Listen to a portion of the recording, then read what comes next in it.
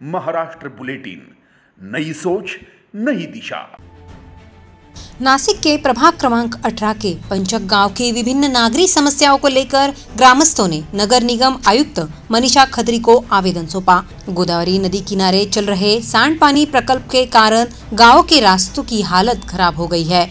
गड्ढे, कीचड़, झाड़ियों और अंधेरे के चलते यातायात में बड़ी समस्या आ रही है।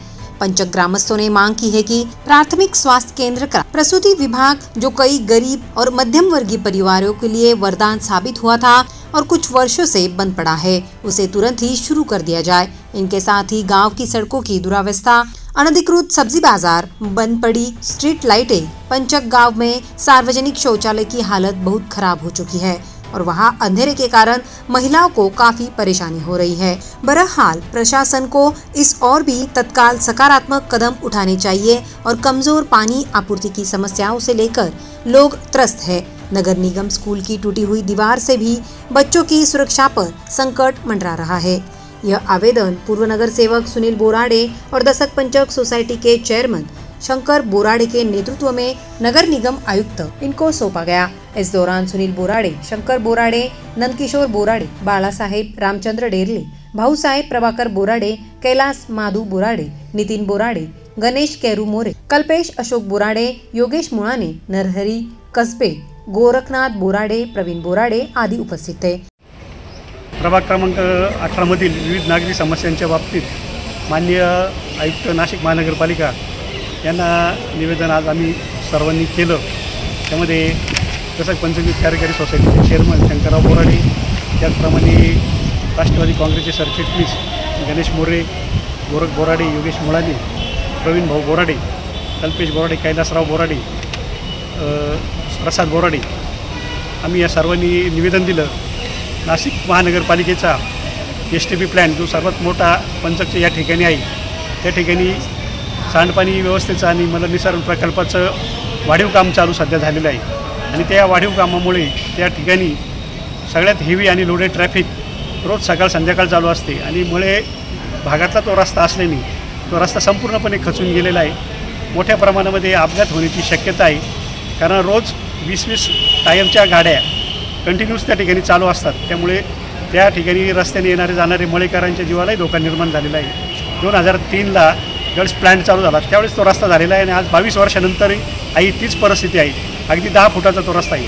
त्याचप्रमाणे पंचकचं जे बालसंगोपन आणि माता संगोपन जे केंद्र आहे, म्हणजे प्राथमिक आरोग्य केंद्र, त्या ठिकाणी गेल्या 6 महिन्यापासून एक्सपर्ट स्टाफ नसल्यामुळे महिलांची प्रसूती होत नाही आणि नाईलाजास्तव मग प्रसूतीसाठी आलेल्या महिलांना नाशिक रोडला बिटको हॉस्पिटलला यावं लागतं आणि मग तो दवाखाना असूनही त्याचा उपयोग जर महिलांसाठी होत नसेल तर तो काय कामाचा, हा एक मोठा प्रश्न होता ज्वलंत।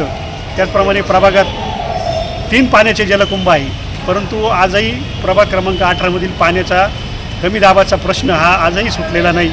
विविध भागातल्या नगरांमध्ये पाण्याचा जो प्रश्न आहे तो आजही गंभीर आहे आणि गेल्या 6 महिन्यापासून या बाबतीमध्ये पाणी पुरवठा विभागाचा पाठपुरावा करूनही पाहिजे तसं त्या ठिकाणी काम होत नाही, त्याचाही या निवेदनामध्ये आम्ही उल्लेख केलेला आहे। त्याचप्रमाणे पंचक परिसरामध्ये असलेले सुलभ शौचालय त्याची दुरावस्था झालेली आहे।